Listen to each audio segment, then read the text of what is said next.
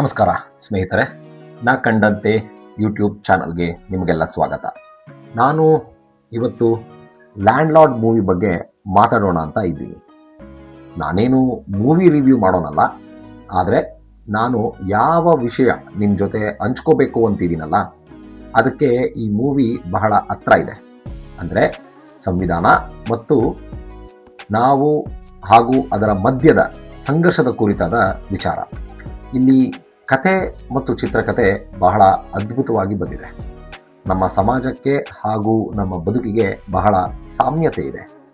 ನಾನು ಈ ಚಿತ್ರಕಥೆ ಬಗ್ಗೆ ಮಾತಾಡಿ ಕಾಪಿರೈಟ್ ಇಶ್ಯೂನ ಫೇಸ್ ಮಾಡೋಕ್ಕೆ ನನಗೆ ಇಷ್ಟ ಇಲ್ಲ.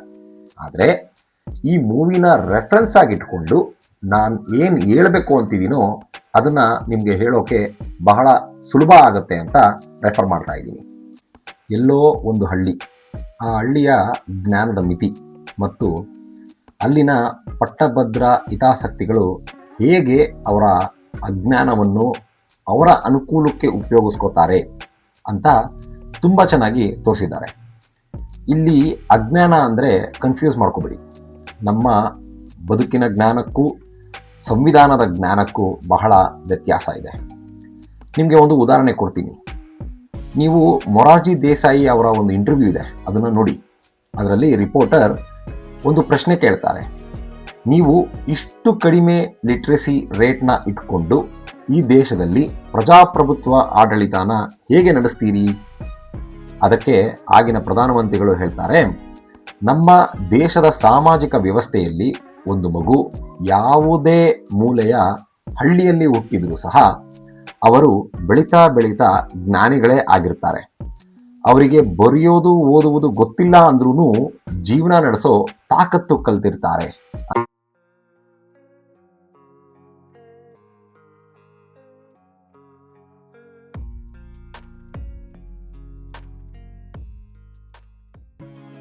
ಆದರೆ ನನಗನ್ಸೋದೇನೆಂದರೆ, ಸಂವಿಧಾನದ ಆಶಯಕ್ಕೂ ಮತ್ತು ಪಟ್ಟಭದ್ರ ಹಿತಾಸಕ್ತಿಗಳ ಮನಸ್ಥಿತಿಗೂ ಅಜಗಜಾಂತರ ವ್ಯತ್ಯಾಸ ಇದೆ.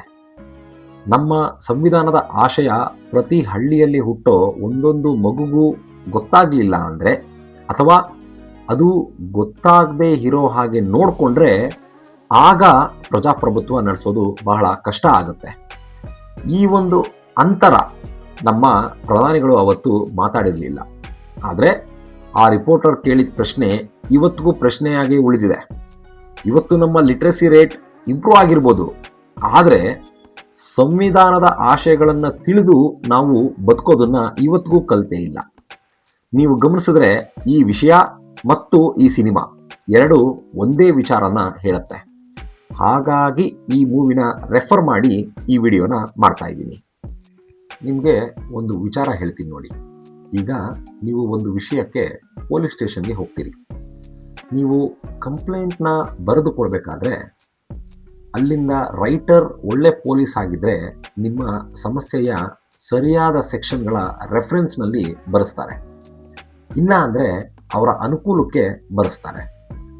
ರೀಸೆಂಟಾಗಿ ನಾನು ಒಂದು ಬೈಕ್ನ ಕಳ್ಕೊಂಡಿದ್ದೆ. ಅದರ ಸಂಬಂಧ ಒಂದು ಕಂಪ್ಲೇಂಟ್ ಕೊಟ್ಟಿದ್ದೆ. ಆದರೆ ಬರೆಯುವಾಗ ನಾನು CCTV ವಿಡಿಯೋನ SIಗೆ ಕೊಟ್ಟಿದ್ದೀನಿ ಅಂತ ಬರೆದಿದ್ದೆ.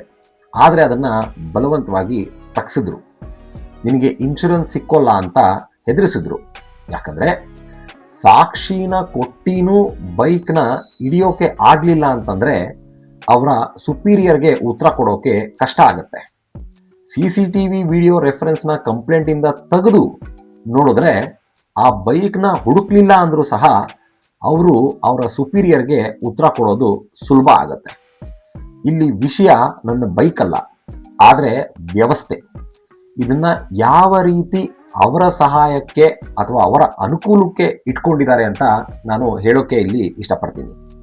ಆದರೆ ಇದು ಪೊಲೀಸರು ತಪ್ಪಲ್ಲ, ನಮ್ಮ ತಪ್ಪೆ. ಹೇಗೆ ಅಂತ ಅದನ್ನು ಹೇಳ್ತೀನಿ, ಕೇಳಿ.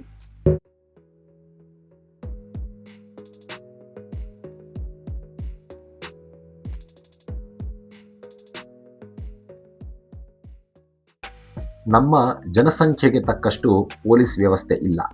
ಅಂದರೆ ಕಂಪ್ಲೇಂಟ್ ಜಾಸ್ತಿ, ಪೊಲೀಸ್ ಫೋರ್ಸ್ ಕಮ್ಮಿ. ಇದು ಯಾಕೆ ಅಂದರೆ ರೆಕ್ರೂಟ್ಮೆಂಟ್ಗೆ ಸರಿಯಾಗಿ ಫಂಡ್ ಆಗಲ್ಲ. ಫಂಡ್ ಇಲ್ಲ ಅಂತಲ್ಲ, ಆದರೂ ಮಾಡಲ್ಲ. ಯಾಕಂದರೆ ಸಮಾಜ ಸಮಸ್ಯೆಯಲ್ಲಿ ಇದ್ದರೆ ಮಾತ್ರ ರಾಜಕೀಯ ವ್ಯವಸ್ಥೆ ಖುಷಿಯಾಗಿರುತ್ತೆ. ನಮಗೆ ಎಲ್ಲ ಸಮಸ್ಯೆ ತೀರ್ ಹೋದರೆ ಅವರ ಮನೆ ಬಾಗಿಲಿಗೆ ಯಾಕೆ ಹೋಗ್ತೀವಿ? ಅವರಿಗೆ ಜೈಕಾರ ಯಾಕೆ ಹಾಕ್ತೀವಿ? ನನ್ನ ಪ್ರಕಾರ ಪ್ರಜಾಪ್ರಭುತ್ವ ರಸ್ತೆಯಲ್ಲಿಲ್ಲ. ನಿಮಗೆ ರೀಸೆಂಟಾಗಿ ಬಳ್ಳಾರಿಯಲ್ಲಿ ಏನು ನಡೀತು ಅಂತ ಗೊತ್ತು. ಆ್ಯಕ್ಚುಲಿ ಪ್ರಜಾಪ್ರಭುತ್ವ ಅನ್ನೋದು ನಮ್ಮ ಒಳಗಿರಬೇಕಿತ್ತು, ಆದರೆ ಬಹಳ ಬೇಸರ ಆಗುತ್ತೆ ಅದು ರಸ್ತೆಯಲ್ಲಿರೋದನ್ನ ನೋಡಿ. ಇದು ನಮ್ಮ ವೋಟಿಂಗ್ ಪದ್ಧತಿಯ ಮಿಸ್ಟೇಕ್. ಈ ಸಿನಿಮಾ ಈ ಅರ್ಥದಲ್ಲೂ ಕೂಡ ಸ್ವಲ್ಪ ಬೆಳಕು ಚೆಲ್ಲುತ್ತೆ. ಈಗ ನಿಮ್ಮ ಹಳ್ಳಿಯಲ್ಲಿ ಒಬ್ಬ ರೈತ ಬೆಳಗಿನ ಜಾವ ಹಾವು ಕಡಿದು ಸತ್ರೆ ಅದು ಅವನ ಹಣೆಬರಹ ಅಲ್ಲ, ನೀವು ಹಾಕಿದ ಓಟಿನ ಪದ್ಧತಿ. ಒಂದು ಹೆಣ್ಣು ಮಗಳು ಆಸ್ಪತ್ರೆಗೆ ಹೋಗೋಕೆ ಆಗದೆ ಸತ್ರೆ ಅದು ಕೂಡ ನೀವು ಓಟ್ ಹಾಕಿದ ರೀತಿಯ ಪ್ರತಿಫಲ. ನಿಮ್ಮ ಮಗ ಅಥವಾ ಮಗಳು ಬೈಕ್ ಓಡಿಸುವಾಗ ರಸ್ತೆ ಗುಂಡಿಯಲ್ಲಿ ಬಿದ್ದು ಸತ್ರೆ ಅದು ಕೂಡ ನಿಮ್ಮ ಓಟಿನ ಫಲಶ್ರುತಿಯೇ. ನಿಮ್ಮ ಮನೆಗೆ ಬೆಂಕಿ ತಗಲಿ ಸಮಯಕ್ಕೆ ಸರಿಯಾಗಿ ಸಹಾಯ ಬರಲಿಲ್ಲ ಅಂದರೆ ಅದು ಕೂಡ ನಿಮ್ಮ ಓಟಿನ ಮಿಸ್ಟೇಕೆ. ಎಲ್ಲಿವರೆಗೂ ದುಡ್ಡಿಗೆ, ಜಾತಿಗೆ, ಸ್ವ ಹಿತಾಸಕ್ತಿಗಳಿಗೆ ಓಟ್ ಹಾಕ್ತಿರೋ ಅಲ್ಲಿವರೆಗೂ ನಿಮ್ಮ ಮನೆಯವರೇ ಒಂದಲ್ಲ ಒಂದು ರೀತಿ ಶಿಕ್ಷೆನ ಅನುಭವಿಸ್ತಾ ಇರ್ತಾರೆ. ಆದರೆ ಈ ಎಲ್ಲ ಘಟನೆಗಳು ನಡೆದಾಗ ಇದು ನಮ್ಮ ಕರ್ಮ ಅಂತ ಮಾತಾಡಿಕೊಂಡು ಮುಂದಕ್ಕೆ ಹೋಗ್ತೀವಿ.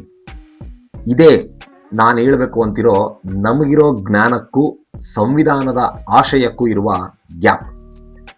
ನಮ್ಮ ಮನೆಯಲ್ಲಿ ನಡೆಯೋ ಎಷ್ಟೋ ಅಹಿತಕರ ಘಟನೆಗಳಿಗೆ ನಮ್ಮ ಓಟೆ ಕಾರಣ ಹೊರತಾಗಿ ಅದು ನಮ್ಮ ಕರ್ಮ ಅಲ್ಲ, ನಮ್ಮ ಹಣೆಬರಹ ಅಲ್ಲ.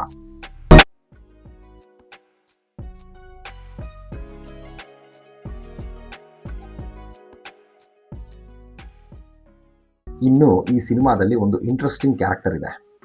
ನಮ್ಮ ಇಡೀ ದೇಶದ ಯಾವುದೇ ವ್ಯಕ್ತಿ ಒಳ್ಳೆಯದನ್ನು ಮಾಡಬೇಕು ಅಂತ ಹೋದಾಗ ಇಂಥ ಕ್ಯಾರೆಕ್ಟರ್ಗಳು ಬರ್ತಾನೆ ಇರ್ತವೆ. ಲೋಕಲ್ ಆಗಿ ಆ ಕ್ಯಾರೆಕ್ಟರ್ನ ಚಮಚ ಅಂತ ಕರಿತೀವಿ.